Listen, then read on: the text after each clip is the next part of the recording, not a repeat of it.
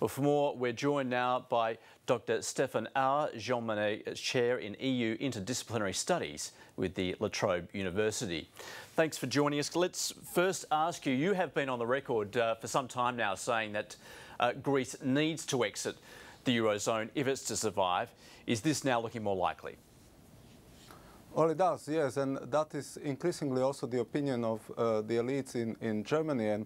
And as we know, Germany has the ultimate say in the crisis because it is the most powerful economic player, and therefore also politically it has the strongest influence. In fact, that is one of the aspects of the crisis that is very damaging to the European project as such, that increasingly it looks like a countdown between Greece and Germany, and there will be no winners in this countdown. There will be only losers. Are we actually seeing somewhat of a shift in Germans, the attitude of the Germans now that they've had enough, and certainly among the German people, they're not willing to go that extra mile to support an economy such as Greece's? Well, the problem with Greece is that they haven't complied with the conditions that they signed up to, and that is very much in contrast to, say, Ireland and Portugal. So from the German perspective, it might be useful to show that they mean these conditions seriously. But conversely, of course, you mentioned that the German electorate is increasingly dissatisfied. But the situation is in Greece itself is very bad from the perspective of the Greek electorate. Whatever the politicians sign up to, we are expecting elections to take place in Greece in April. And I can't see any of the politicians who are in charge now having much electoral support.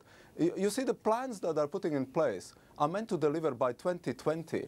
Democracy in Greece cannot be suspended for another 7 years. Well, I mean, certainly the Greek leadership is convinced of the need for strict austerity measures, but as you've alluded to, the people are not. And there's plenty of talk of national humiliation and the loss of national sovereignty.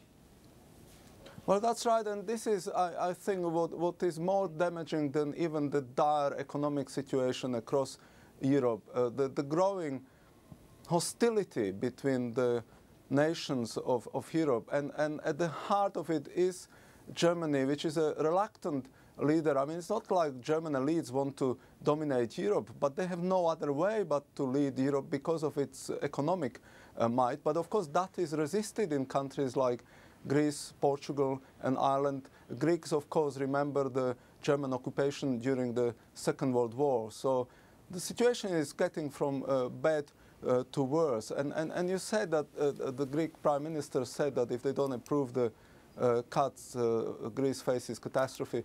Well, unfortunately, Greece faces a very dire situation, whatever the outcome of this vote today. I think the default is going to happen sooner or later. So if that default does happen, what are the implications? Certainly some people are talking about a doomsday scenario where there'd be a mass sell-off, global panic, and perhaps even flow on to other countries, as we well know. Italy and Spain are in dire straits as well.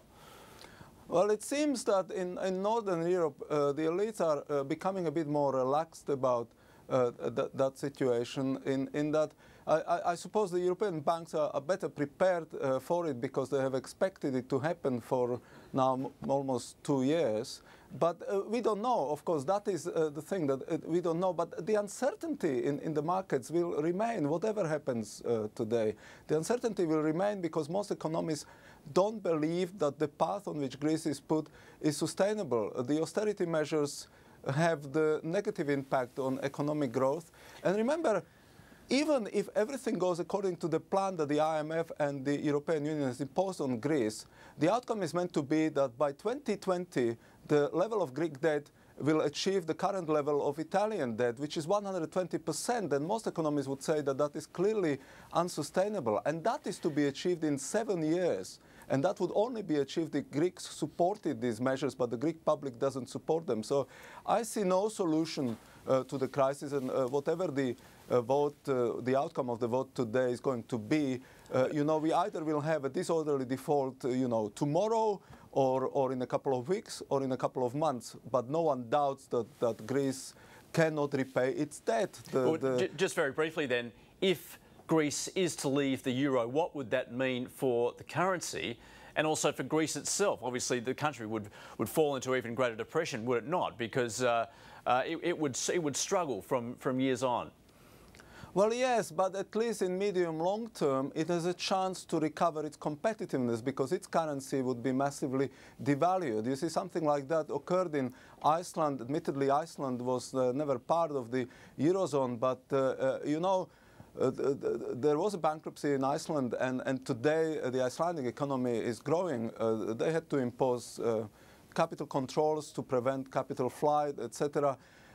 It will be terribly messy, but it is messy right now. And the most poisonous aspect of the current crisis is that currently it is very plausible for Greeks to say that their problems are caused by Germany. You know, that narrative needs to be undermined by Greeks taking charge of their own destiny, and they can only do so outside of the Eurozone. Okay, Dr. Stefan Auer, thanks very much for your time. You're welcome.